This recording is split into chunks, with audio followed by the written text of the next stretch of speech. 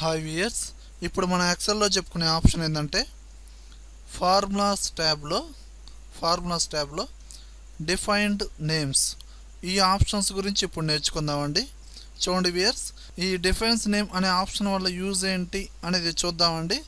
చూడండి, ఇప్పుడు మనం ఎక్సెల్ అనేది కామన్గా ఫార్ములాస్ అనేది కదండి ఎక్కువగా యూజ్ చేసేది. ఓకే, ఇప్పుడు ఈ ఫార్ములాస్ యూజ్ చేసేటప్పుడు మనం ఎక్కువగా నెంబర్ ఆఫ్ సెల్స్ని సెలెక్షన్ చేస్తాం.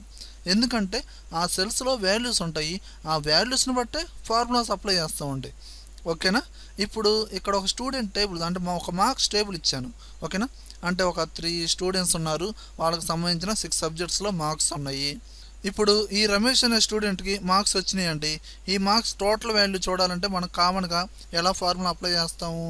చూడండి, equal to some open braces, ఇక్కడున్న ఈ సెల్స్ మొత్తాన్ని సెలెక్షన్ చేయాలి. ఇది రమేష్ అనే పర్టికులర్గా B1 దగ్గర నుంచి G1 దాకా. ఓకేనా? సెలెక్షన్ చేసి మళ్ళీ క్లోజ్ బ్రేసెస్. అంటే ఇక్కడ ఏం చేసాం, నెంబర్ ఆఫ్ సెల్స్ని సెలెక్షన్ చేయగలే B3 నుంచి G3 దాకా సెలెక్షన్ అయింది. ఓకేనండి? అలా ఏంటంటే ఇలా మనం సెలెక్షన్ చేయకుండా పర్టికులర్గా నెంబర్ ఆఫ్ సెల్స్ని సెలెక్షన్ చేసి ఒక నేమ్ అనేది డిఫైన్ చేయొచ్చు. అర్థమైందండి?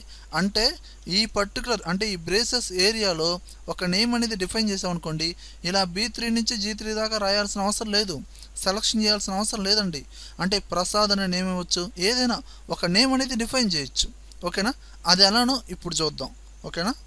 చూడండి వియర్స్, ఇప్పుడు నేనేం చేస్తున్నా అంటే దీనికి చేయాల్సిన ప్రొసీజర్ ఏంటంటే, ఇక్కడ నేను రమేష్ అనే స్టూడెంట్కి మార్క్స్ ఉన్నాయి, తెలుగు దగ్గర నుంచి సోషల్ దాకా మొత్తాన్ని సెలెక్షన్ చేశాను. ఏది B3 నుంచి G3 దాకా సెలెక్షన్ చేసి ఈ పర్టికులర్ సెల్స్ని ఒక నేమ్ అనేది డిఫైన్ చేద్దాం అనుకుంటున్నాం.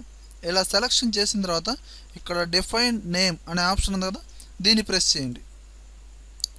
ప్రెస్ చేశారు కదా, ఇక్కడ డిఫాల్ట్గా ఆటోమేటిక్గా రమేష్ అనే నేమ్ వచ్చిందా రాలేదా? అంటే అక్కడ దాని ముందు రమేష్ ఉంది కాబట్టి ఆటోమేటిక్గా వచ్చిందండి.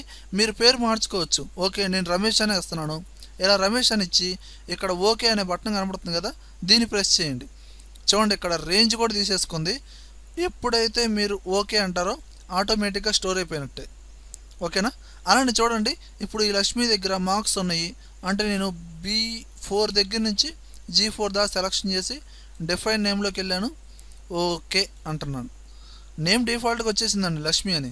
అలానే ప్రదీప్ తెలుగు దగ్గర నుంచి సోషల్ అంటే B5 దగ్గర నుంచి G5 దాకా సెలెక్షన్ చేశాను, డిఫైన్ నేమ్లోకి వెళ్ళాను, ఓకే ప్రెస్ చేశాను. ఈ విధంగా ఇప్పుడు ఏంటంటే రమేష్ అనే స్టూడెంట్కి నేను టోటల్ వాల్యూ అంటే ఎడిషన్ చేయాలండి. ఇక్కడ ఉన్న మార్క్స్ మొత్తాన్ని ఏం చేస్తున్నానో చూడండి. Is equal to some open braces. ఇక్కడ ఏంటంటే ఆ పర్టికులర్ సెల్స్కి ఒక నేమ్ ఇచ్చాం కదండి, ఆ నేమ్ ఏంది? రమేష్ అనే నేమ్ ఇచ్చానా లేదా? రమేష్ అని టైప్ చేయండి. ఇదిగోండి వచ్చిందా రాలేదా? దీన్ని కీబోర్డ్లో ట్యాప్ ప్రెస్ చేసి మళ్ళీ క్లోజ్ చేసి అంటే క్లోజ్ బ్రేసెస్ చేసి ఎంటర్ కొట్టండి. ఆటోమేటిక్గా టోటల్ వాల్యూ వస్తుంది. ఇదేం టోటల్ వాల్యూ అండి? రమేష్ అనే దాంట్లో ఏ సెల్స్ అయితే సెలక్షన్లో ఉన్నాయో ఆ సెల్స్లో ఉన్న వాల్యూ అనేది సమ్ వచ్చేసింది.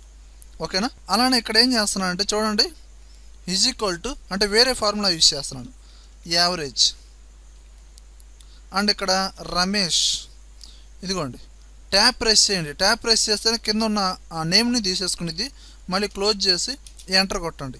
ఆటోమేటిక్ వచ్చింది యావరేజ్. అంటే ఏంటండి, ఈ రమేష్ అనే దాంట్లో ఈ మార్క్స్ అంటే ఈ సెల్స్ మొత్తం సెలక్షన్లో ఉన్నాయి కదండి, ఆ మొత్తం యావరేజ్ అనేది వచ్చేసింది. అలానే count is equal to count, tap press చేయండి. ఇక్కడ రమేష్, ఇదిగోండి తీసుకుందా లేదా? ట్యాప్ ప్రెస్ చేసి మళ్ళీ క్లోజ్ చేసి ఎంటర్ కొట్టండి, ఆటోమేటిక్ వచ్చింది. అంటే మీరు ఈ కౌంట్ ఫార్ములా ఏంటండి, మీ ప్రీవియస్ వీడియోస్లో చెప్పానండి. కౌంట్ ఫార్ములాస్ కానీ ఈ అర్థమెటిక్ ఫార్ములాస్ కానీ మొత్తం చెప్పాను, చూసుకోండి 1-2 సార్లు.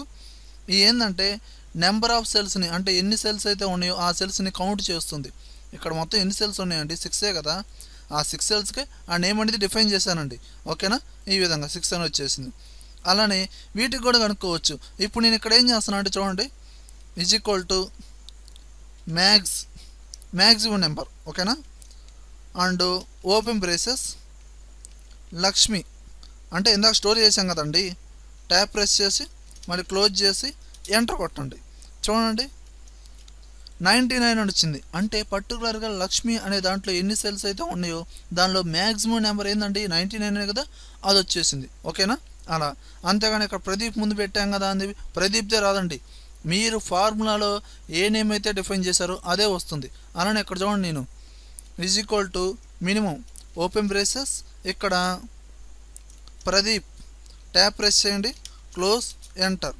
మినిమం నెంబర్ అంటే ప్రదీప్ అనే దాంట్లో ఈ సెల్స్లో మినిమం నెంబర్ ఏంటంటే చూడండి 77, 65, 58, 72, 39. ఇదే కదండి మినిమం నెంబరు, ఇదే కదా లీస్ట్ నెంబరు, అది వచ్చేసింది.